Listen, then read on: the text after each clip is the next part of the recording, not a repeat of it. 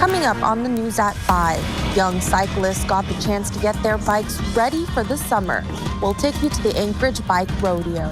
Then, nice weather in Fairbanks resulted in people heading out to clean up their city. We'll see how many people turned out. And in the far north, the sun will keep shining throughout the summer. We'll take you to the summer wonderland. You're watching Alaska's news source.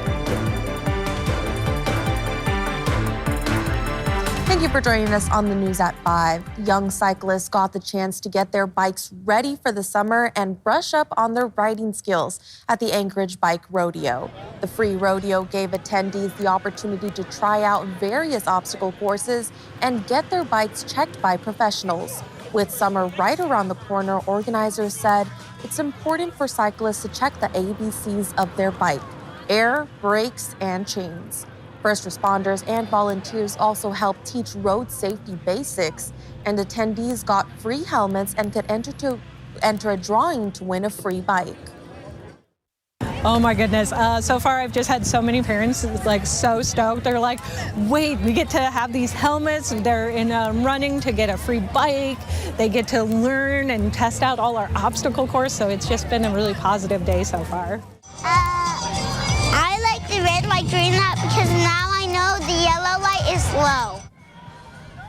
According to Anchorage Parks and Rec staff, the obstacles used in today's rodeo will be used later in the summer at Town Square Park for a new event they are calling Biker Buddies.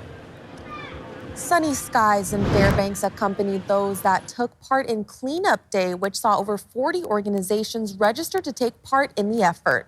The annual event sees droves of residents around the area get out and collect litter that's been buried under snow and ice for months. Those that take part volunteer to fill as many yellow trash bags as possible, which are then left near roadways. One participant calls it a sort of a tradition and a way to give back to the land and community. Especially up here in Alaska, with everything staying clean and keeping it natural, it's just upholding the image that Alaska has created for itself, being a clean community and making sure that nature is being recognized. And it's a big job for Fairbanks is keeping it that way. Golden Heart Waste Management will be collecting the bags of trash that remain on the side of roadways where residents have cleaned nearby ditches and sidewalks. The Alaska American Heart Association held its annual Heart Walk in Fairbanks today. As Kirk Chavez tells us, it was more than just a stroll. Outside of the Carlson Center, members of the Fairbanks community came together to promote the importance of heart health and raise money for food banks in the community. As Karen Browser with Fairbanks Memorial Hospital tells us, going out for a walk has many benefits. The activity, it's good for our heart to be out. So it's also good for the head too, you know. So it kind of, we work together with what emotionally and strengthening we do physically. The goal is not only to promote heart health, but to stay active in the community. We know that in Alaska, we tend to not be as active as we possibly could be just because of the weather. So we know that as we get out and we get more healthy and we get the opportunity to go for walks, let's take the time, let's get out and let's make that effort. The American Heart Association suggests taking extra walks in and around malls and grocery stores. Their message?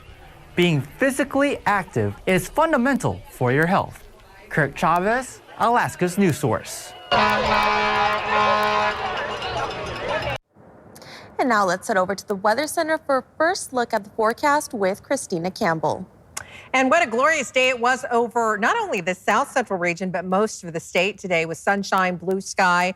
Right now, not a whole lot on our satellite radar. We do have a high surf advisory for the Kuskokwim Delta Coast, and there's a blizzard warning, believe it or not, for the eastern Beaufort Coast. But right now, just a few wispy clouds moving through the area across the south central region.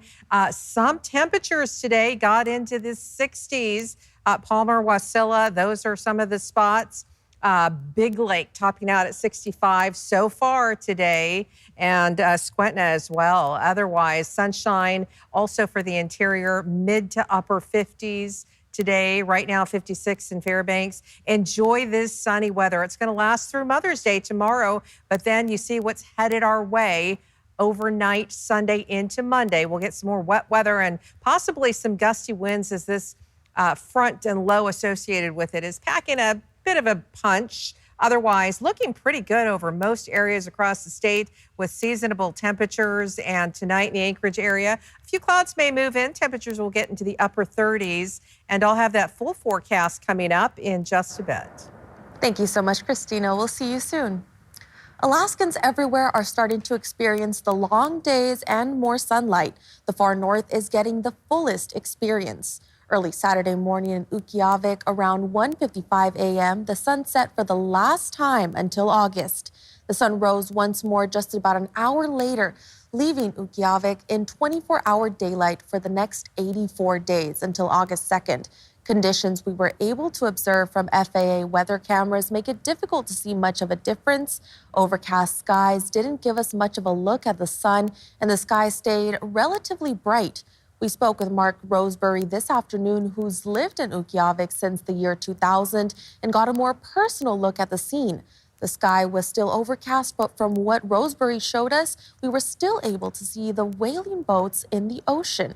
He tells us moving into full daylight makes everyone much more active.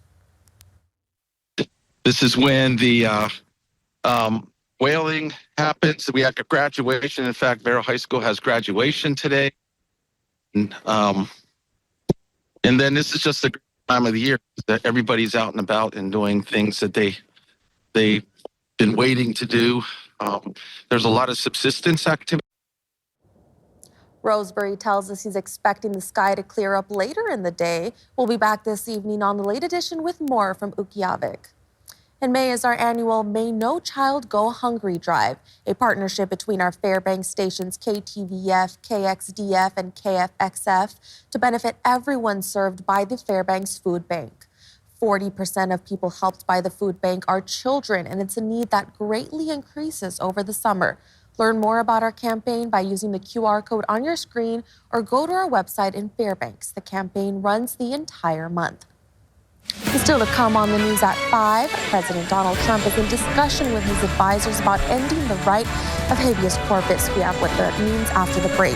Then U.S. and Chinese trade representatives are meeting in Geneva this weekend to discuss the ongoing trade war. We have where the discussions could lead. You're watching Alaska's news source.